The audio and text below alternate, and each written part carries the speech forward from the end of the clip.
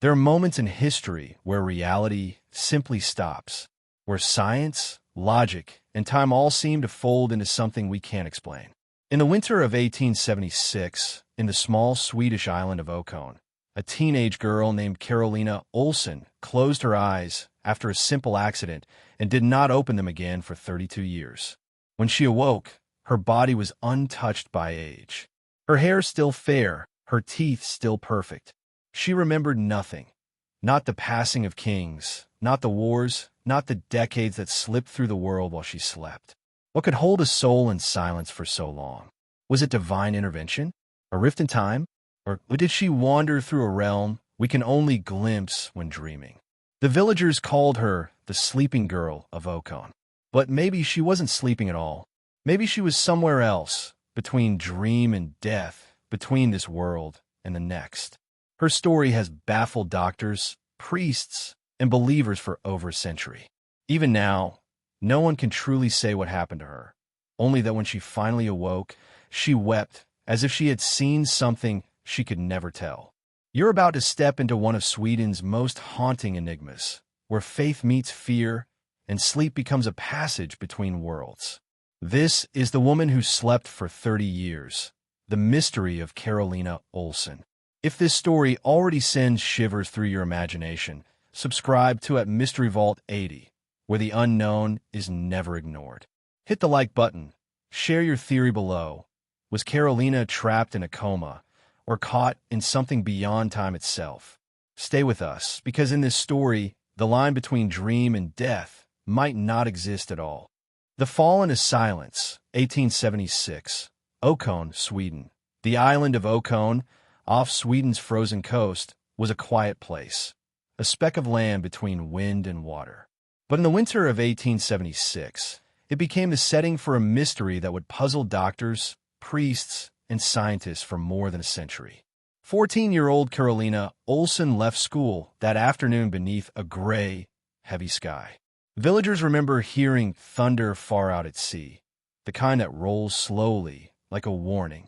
She smiled, waved, and began her walk home. Then, somewhere along the icy path, she slipped and vanished into silence. Her brothers found her minutes later, her body trembling, eyes closed.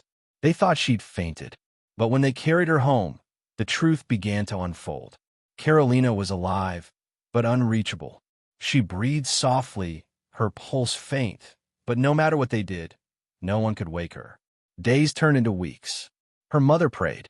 Her father, a fisherman hardened by storms, wept at her bedside. They called doctors from miles away.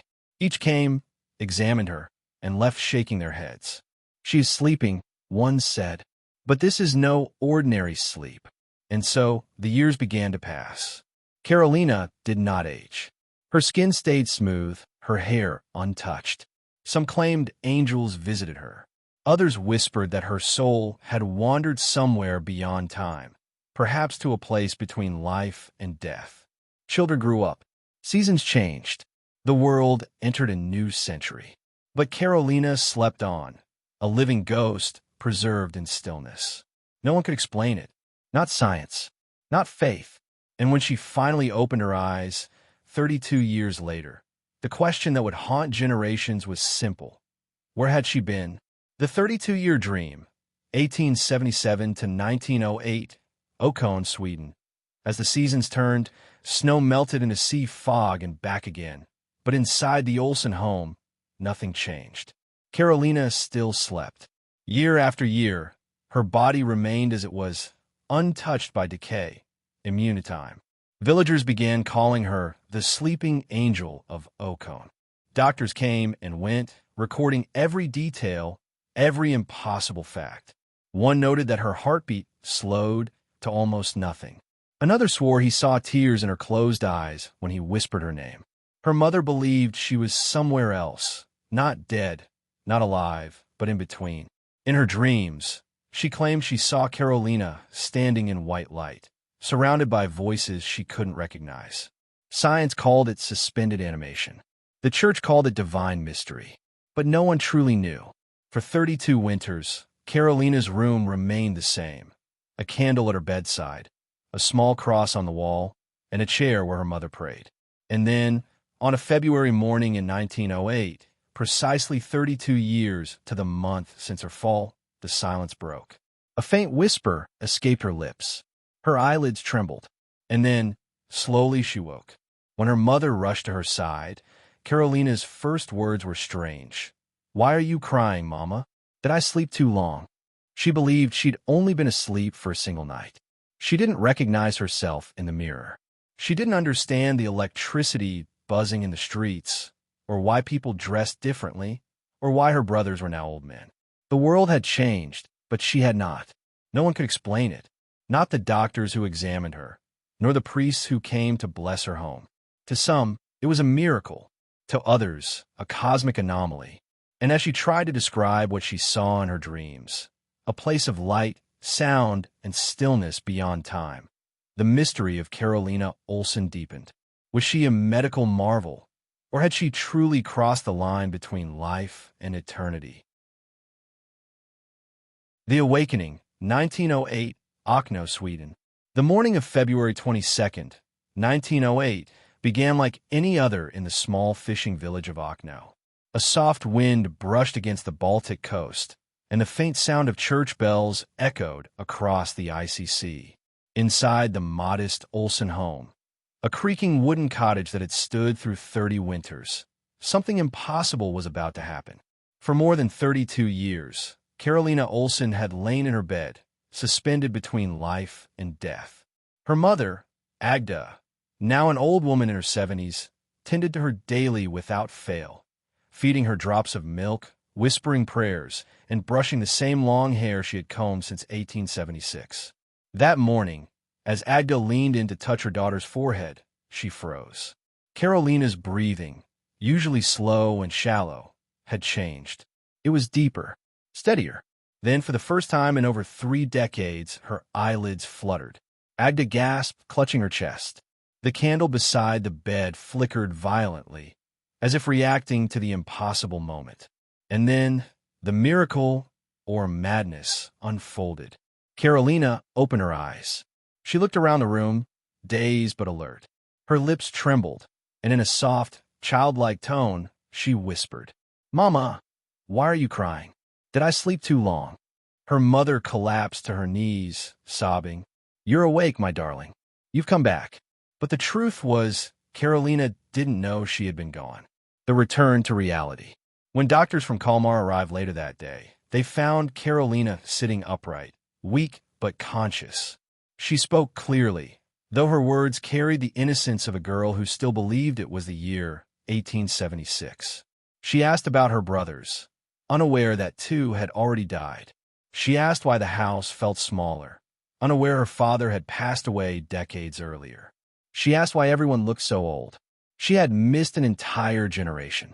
To the doctors, it was a medical impossibility. Her body had not wasted away. Her teeth and skin were in remarkable condition. She could still walk, shakily at first, but within weeks she was moving about the cottage unaided. The press erupted.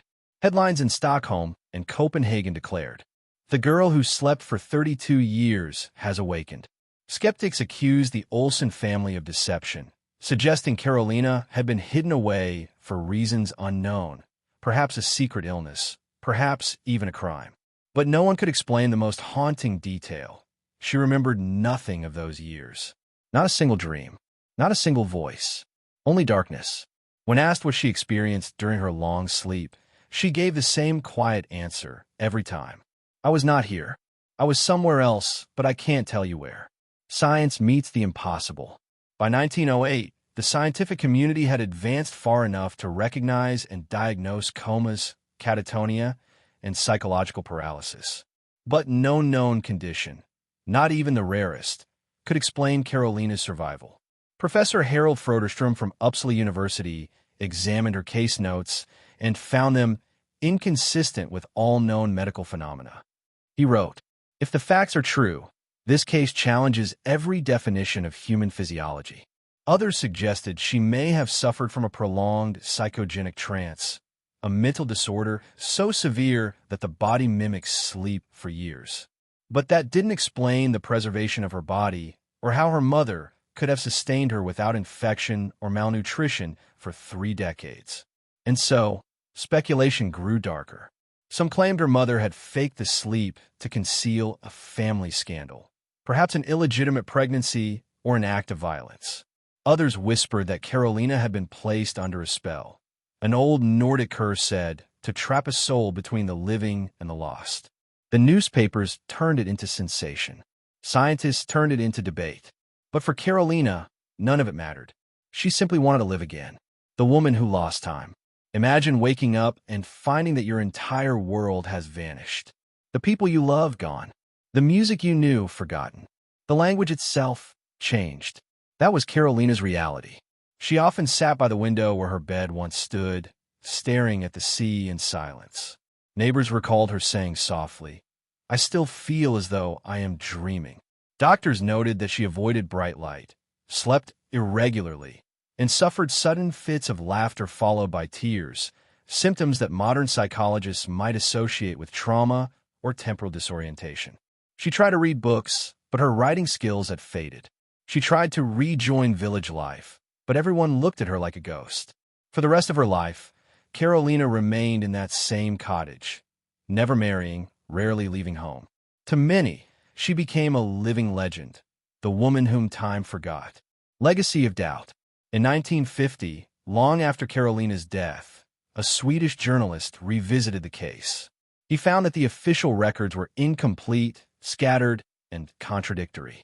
Some documents had been lost. Others were inconsistent about her exact age, the year of her sleep, or even a number of medical visits. Had the story been exaggerated? Had the villagers, desperate for fame or faith, built a myth around a tragedy? Or had Karolina truly slipped into a liminal state between life and death, a place the human mind could not yet comprehend? More than a century later, her story still defies logic. In modern medicine, there are rare cases of patients in comas for decades who awaken briefly, but none match Karolina's preservation or duration. Whether she was the victim of a mystery illness, a psychological phenomenon, or something far stranger, her case remains one of Europe's oldest unsolved enigmas. She never sought fame and never profited from her story. When asked by a visiting journalist in her later years what she remembered most, she smiled faintly and said, "It felt peaceful, like I was waiting for someone to wake me." Her life, and her long, dreamless sleep, continues to raise one haunting question. Was Karolina Olsson a medical marvel, or a messenger from the realm that lies just beyond our understanding? Science, spirits, and suspicion. When word of Karolina Olsson's awakening reached Sweden's academic circles, it sparked a storm that blurred the line between science and superstition. Doctors, priests, and journalists arrived in Akno as if drawn by magnetic force. The small fishing village, once quiet and isolated, now found itself at the center of a mystery that refused to be contained. To some, Karolina was a living miracle. To others, she was proof of deception, or worse, something unnatural. The medical investigation. The first medical team that examined her after her awakening was led by Dr. Harold Froderstrom, a respected physician from Kalmar Hospital. He had studied hundreds of cases involving catatonia, epilepsy, and coma-like trances, but none matched what he saw in Karolina. Her teeth were perfectly intact, without decay. Her skin showed none of the deterioration expected from a bedridden patient. Her muscles, though weak, responded normally to movement. And perhaps most strange of all, her menstrual cycle had resumed within weeks, after being dormant for 32 years.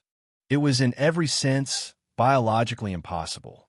Dr. Froderstrom wrote in his notes, "If this woman truly slept uninterrupted for 3 decades, then our understanding of human physiology must be rewritten entirely."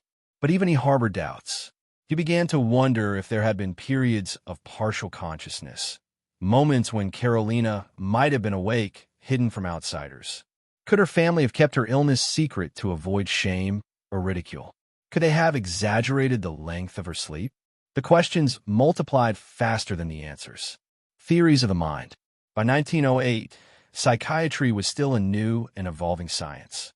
Swedish doctors debated whether Karolina's condition could be a form of psychogenic trance, a mental disorder so deep it mimics death itself. In such trances, the patient's mind withdraws from the world entirely, while the body enters a near hibernation state. It's rare, but not unheard of. Still, the duration made no sense. No trance had ever lasted beyond months, let alone decades. One theory proposed she suffered from hysterical lethargy, a term used in the 19th century for unexplained states of suspended consciousness, often seen in cases of trauma or deep emotional shock. Had the fall on the ice triggered more than just a head injury? Had it fractured her sense of time and self so completely that her body simply refused to live or die? The supernatural interpretation. Not everyone sought a scientific explanation. Among villagers and spiritualists, another idea took hold. One whispered in candlelit rooms and church pews alike. That Karolina had crossed over. They believed her soul had been borrowed by another realm, the land of the dead or the dream world of Old Norse myth. For 32 years, she had been neither living nor lost, trapped between worlds until something or someone released her. An elderly priest who visited the Olsson home claimed her awakening coincided with the death of a local hermit who had once cursed the family. Coincidence, perhaps, or something older, the fulfillment of a forgotten curse. To many, it was no longer just a medical case. It was a spiritual reckoning. Skepticism and scandal. As the months passed, the media began to tear apart the story. Reporters accused the Olsson family of fraud, of creating a false legend for money or notoriety. How, they asked, could a family of modest means have kept a comatose woman alive for 3 decades without infection, starvation, or discovery? Some claimed she had been hidden away after a family disgrace, a pregnancy out of wedlock, or perhaps a violent event. Others whispered that the mother, Agda, might have drugged her daughter into prolonged sleep to protect her from something unspeakable. But none of these accusations held evidence. No large sums of money had been made. No motive surfaced, and the villagers, who had seen Karolina's sleeping form year after year, stood by their testimony. She never moved. She never woke. Parallels in history. Karolina's case wasn't alone. Throughout Europe, medical journals documented rare phenomena of long sleep syndromes, mysterious episodes where patients remained unconscious for years, only to awaken suddenly. In 1883, a girl in France known as the Sleeping Beauty of Turville was said to have slept for nearly 20 years. In the late 1800s, a Russian boy reportedly awoke after 9 years of unbroken slumber. Yet even these paled in comparison to Karolina's 32-year silence.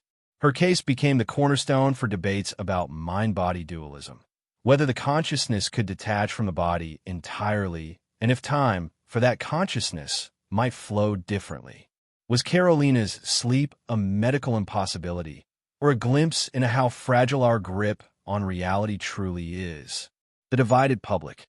By the summer of 1908, Sweden was torn in two. Half the population saw her as a saintly figure, touched by divine power. The other half saw a hoax orchestrated by rural superstition. The Catholic press called her a miracle. The skeptics called her delusional. The scientists, frustrated, called her a case study with no precedent. And through it all, Karolina herself said very little. She refused most interviews, avoided public attention, and spent her days quietly, tending the small garden behind her house, as if trying to reclaim the decades she had lost. Epilogue of the chapter. By the end of that year, the medical community had moved on, and newspapers found new stories to chase. But in Okno, the legend lived on. Visitors continued to come, some out of curiosity, others seeking spiritual healing, hoping the sleeping woman of Sweden might bless their loved ones. To them, Karolina was more than a patient. She was a living bridge, a reminder that no matter how much we advance, there are still corners of the human mind untouched by science. As one journalist wrote in 1910, when we look into Karolina's eyes, we see a reflection of our greatest fear, that we too might one day wake up to find that the world has forgotten us. The hidden years. The story of Karolina Olsson has always carried two sides: the miracle that inspired wonder and the shadow that whispered suspicion. For 3 decades, she lay unmoving in her small room on Okno Island, but around her, time did not stop. People lived, died, married, and moved on. Yet in that lonely house by the water, secret life may have continued behind closed curtains. Because for all the awe her story inspired, there were details that never quite added up. The missing records. When journalists began digging through official archives in the 1900s, they discovered something odd. No medical reports existed for Karolina's alleged illness during the first 20 years of her sleep. Not a single hospital record, no physician's log, not even a parish note from the local doctor. For a case supposedly watched over by experts, that silence was deafening. Why would her family not seek sustained medical help? Why were there no follow-up visits documented after her diagnosis? Had she truly been left in a dark room for 3 decades, without inspection, without visitors, without treatment? The isolation.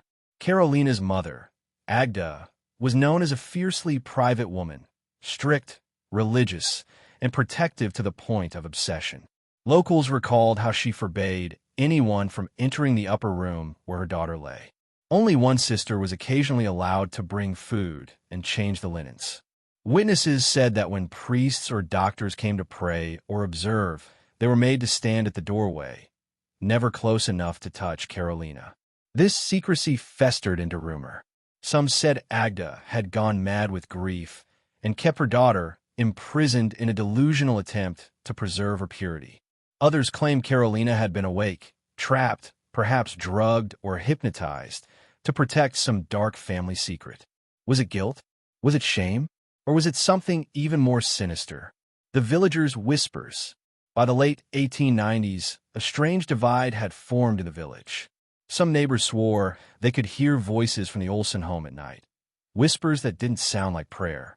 Others said that occasionally they saw a shadow moving past the window, long after Karolina was supposed to have fallen into her eternal sleep.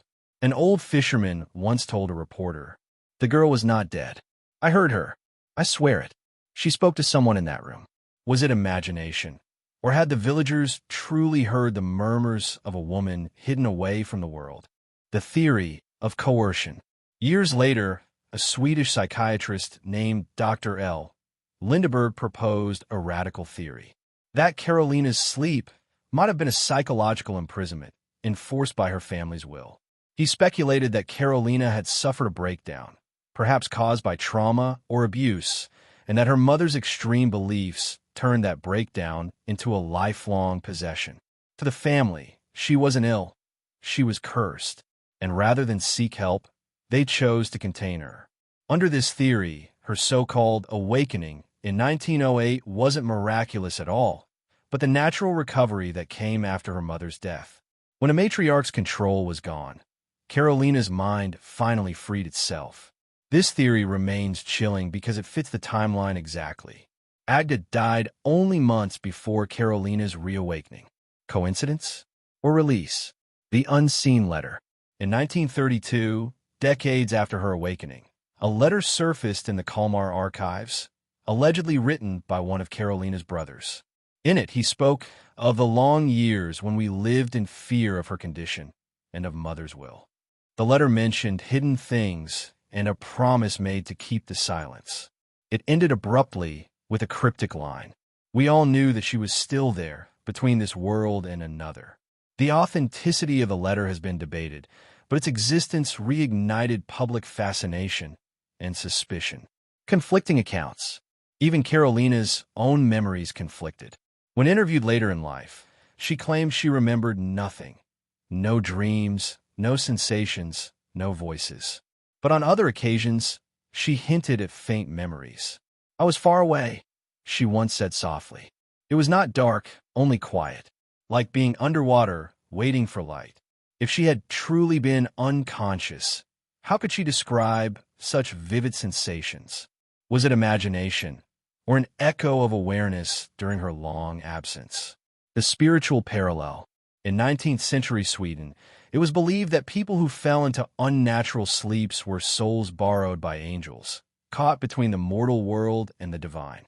Karolina's story fit this superstition perfectly, and her family's deep religious ties might have turned belief into behavior. Could Agda Olsson have convinced herself that her daughter's body was sacred, untouchable, suspended until God willed her return, and in doing so, condemned her child to decades of living death? A family cursed by silence. Whether by faith, fear, or guilt, the Olsson family took their secrets to the grave. When Karolina awoke in 1908, her mother was gone. Her brothers and sisters refused interviews for years, saying only, "It is not for us to speak." But silence speaks volumes. It suggests that something was known, something better left buried beneath time and shame. And that brings us to the most uncomfortable question of all. Was Karolina Olsson's 32-year sleep a medical mystery, or a crime hidden behind piety and tradition? The awakening. It was February 1908, a day like any other in the quiet fishing village of Okno. Outside, the Baltic wind carried frost over the shore.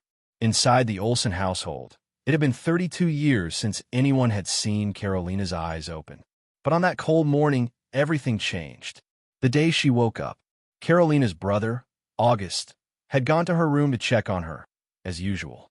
For decades, it had been a ritual. Enter quietly, change the linens, and whisper a short prayer. But that morning, the air felt different. As he approached, he heard something that froze him where he stood, a faint, trembling voice whispering, "Is it day or night?" He dropped the lamp. It shattered. When he looked again, Karolina was sitting upright in bed, pale, thin, and blinking at the light as though seeing it for the first time in a lifetime. The world had moved on. She hadn't. The first words she spoke after her awakening were childlike, uncertain. She asked for her mother, but her mother had been dead for over a year. When told this, Karolina didn't cry. She didn't even react, as if she couldn't fully grasp the passage of time. To her, no time had passed at all.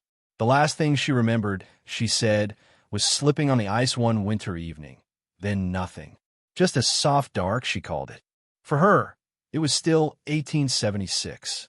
The same year, she had fallen asleep. The impossible body. Doctors and scientists rushed to examine her. What they found only deepened the mystery. Karolina's skin was smooth, almost untouched by age.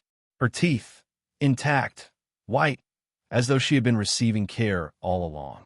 Her nails and hair showed signs of trimming. Her muscles, though frail, were not atrophied. Impossible for someone bedridden for 30 years. And most bizarrely, there were no bed sores, no decay, no physical evidence of prolonged inactivity. It was as if she had been resting, not comatose. Her doctor at the time, Dr. Axel Wetterstrand, wrote, "If she truly slept for 32 years, then she defies every law of nature and medicine known to man." The investigation begins. The Swedish medical community quickly turned Karolina's awakening into a case study.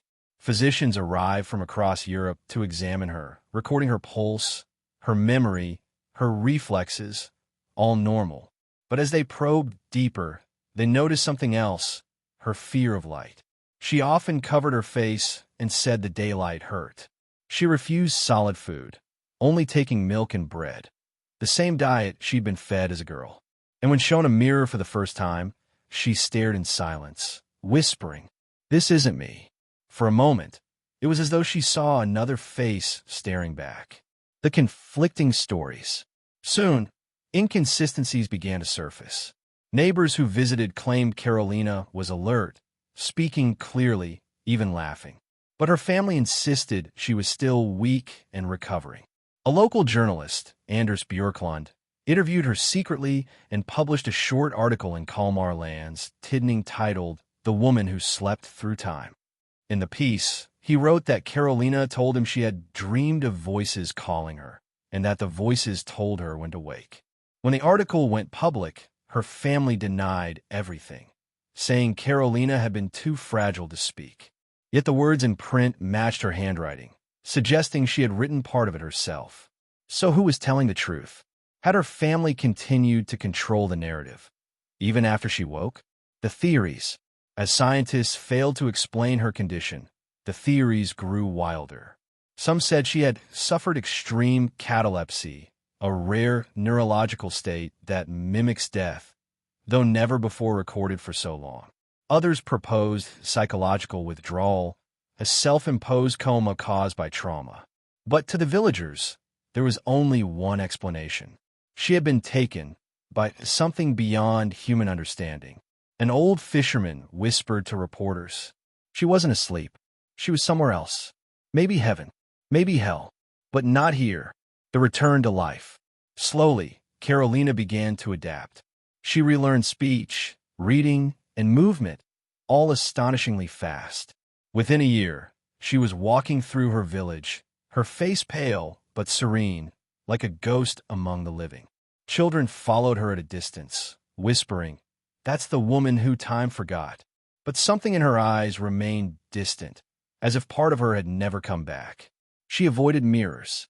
She never married, and though she attended church, she always sat at the very back, silent, motionless until the hymns ended. The shadow of doubt. In 1918, a decade after her awakening, she told a friend something haunting.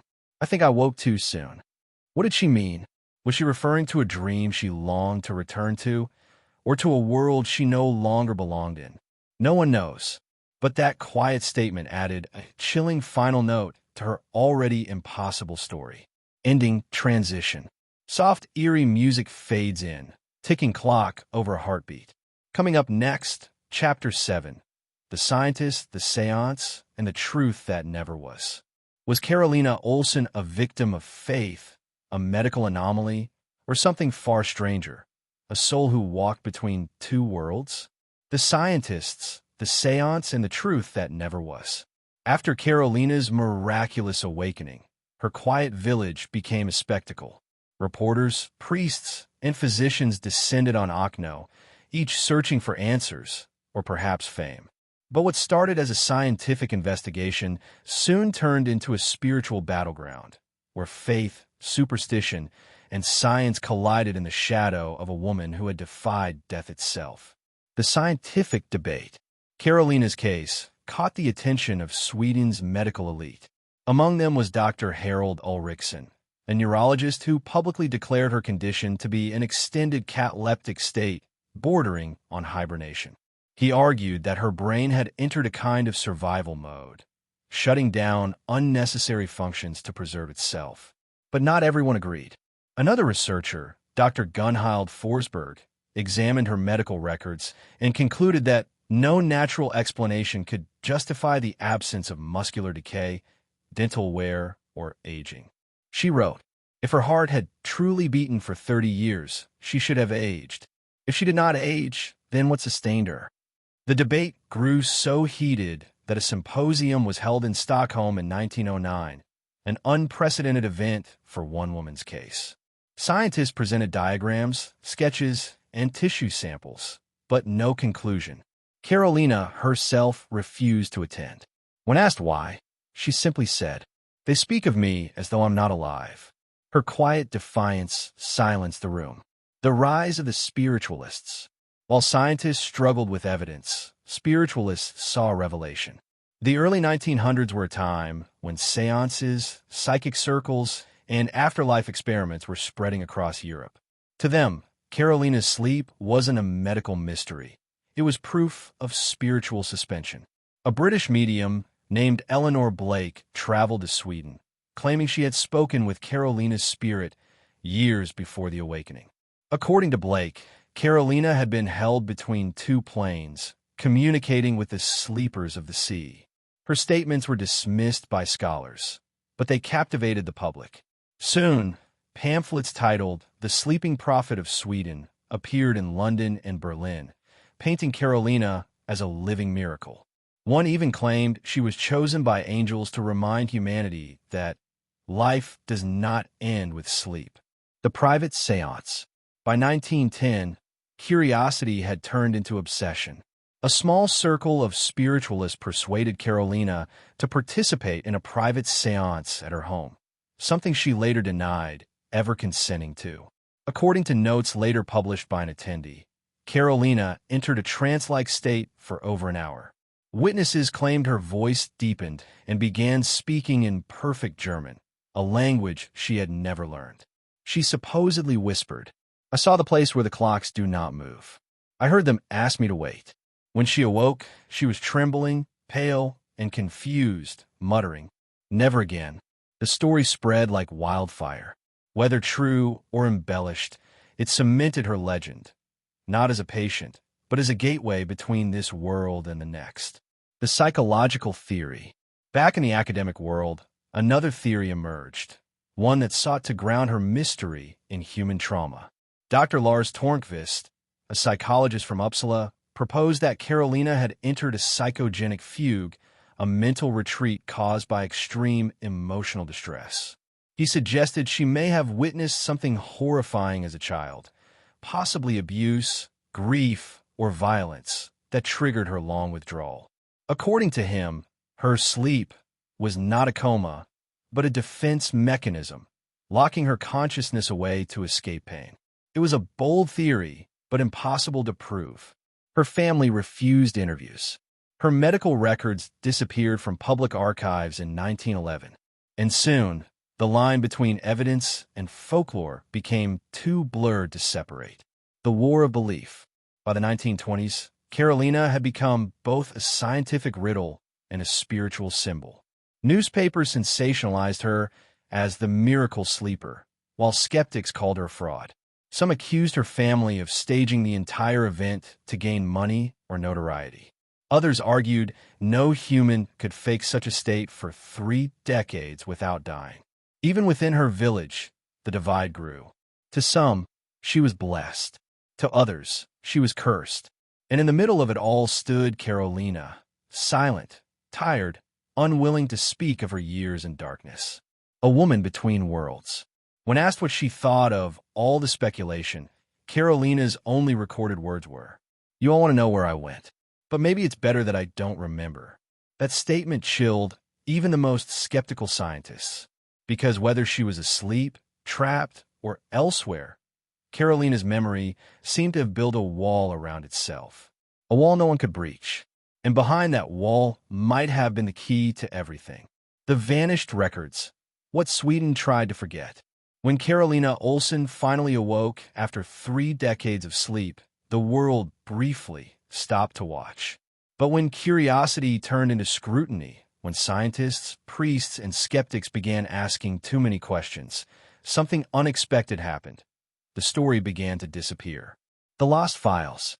In 1911, a Swedish journalist named Henrik Dahlström set out to write a full biography on Karolina's case. He obtained permission to review her medical files, hospital charts, physician notes, even her family correspondence.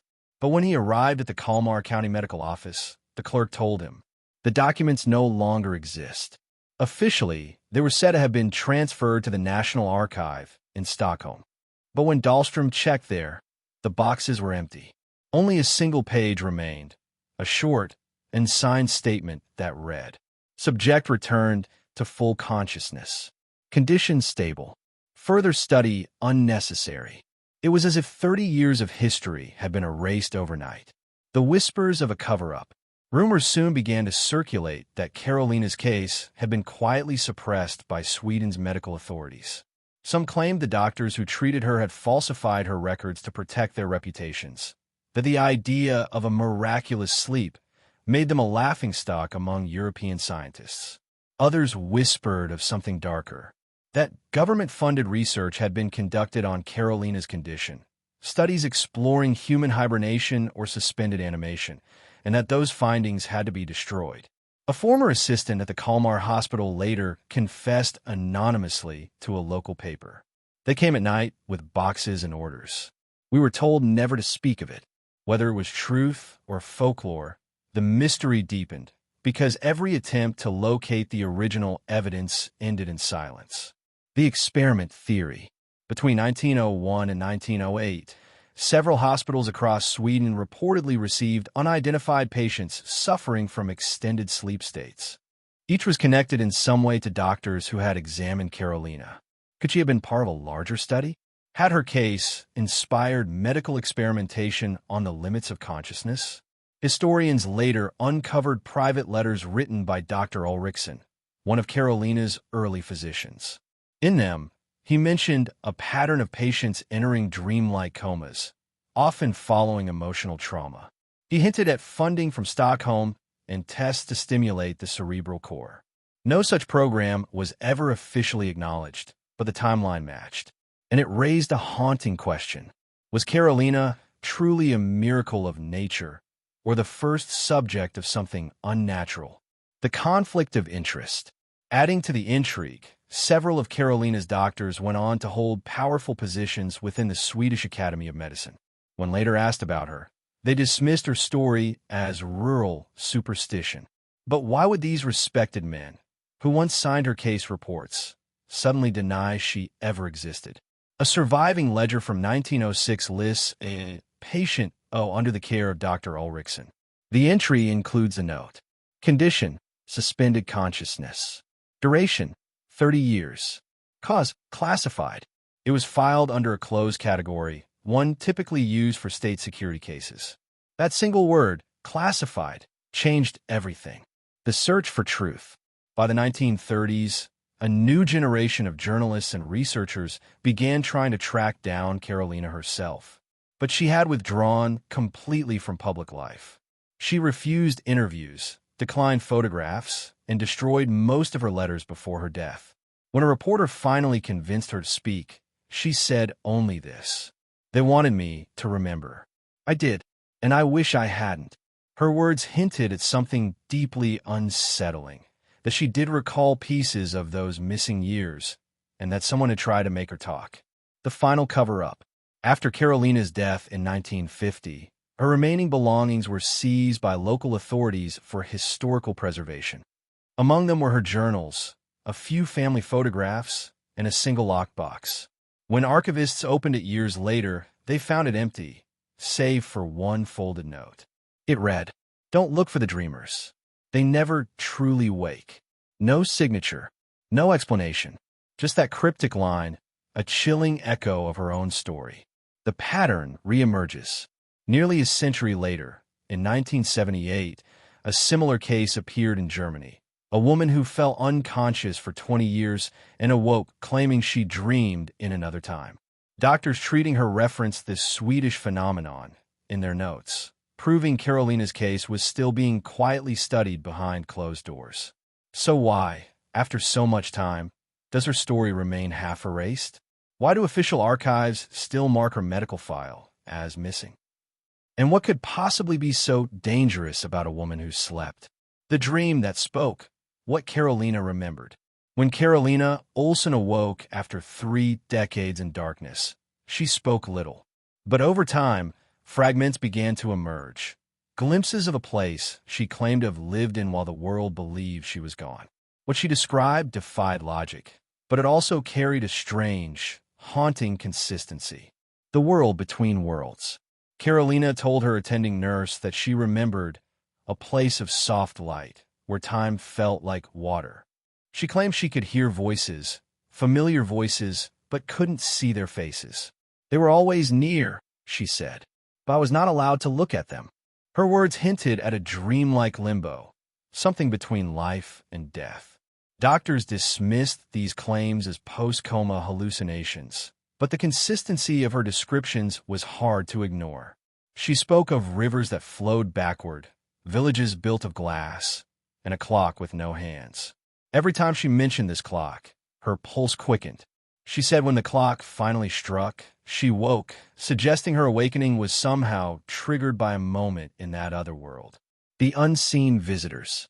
Karolina's brothers, who cared for her after she awoke, recorded her strange nocturnal habits. She often woke suddenly at 3 a.m., trembling, whispering the same phrase in Swedish. "They're still looking for me." She refused to explain who they were. Neighbors claimed that lights were seen flickering in her window late at night, long after she'd gone to bed. Sometimes she would walk barefoot outside in the snow, murmuring, "I have to find the door before it closes again." Was it trauma resurfacing, sleepwalking, or was she still connected to whatever dream realm had held her for 30 years? The prophecies she left. Among Karolina's surviving writings, hidden in a small notebook discovered decades later, were pages filled with cryptic sentences. They weren't dreams, they were dates. Each date corresponded to a historical event that occurred after she fell asleep. Events she couldn't possibly have known about, including the Stockholm cholera outbreak of 1884, the death of King Oscar II in 1907, and a flood in Oscarsham, written in her diary nearly a decade before it happened. Some pages even contained names of people she'd never met, villagers who later moved to her hometown during her long sleep. Skeptics brushed this off as coincidence, but believers saw it as proof that Karolina's consciousness had somehow traveled beyond time, experiencing the world in ways we still can't explain. The science of impossibility. Modern neurologists have revisited Karolina's case in recent years, using her records to explore the boundaries of long-term catatonia and suspended metabolism. They admit that no known medical condition could account for her survival, especially without muscle decay, malnutrition, or cognitive loss. If she truly slept for 32 years, she would have suffered total neural collapse. Yet her brain scans, done years after her awakening, showed activity similar to that of a much younger woman. So what happened to her mind during that time? Had it found a way to exist outside the body, a phenomenon beyond current understanding? Some scientists have even suggested that she may have entered an extreme state of self-preservation, a biological pause that rewrote the limits of life itself. The mystical interpretation. Spiritualists, on the other hand, believe Karolina was a sleeper between worlds, that during her unconsciousness, she had been guarding something or waiting for a cycle to complete.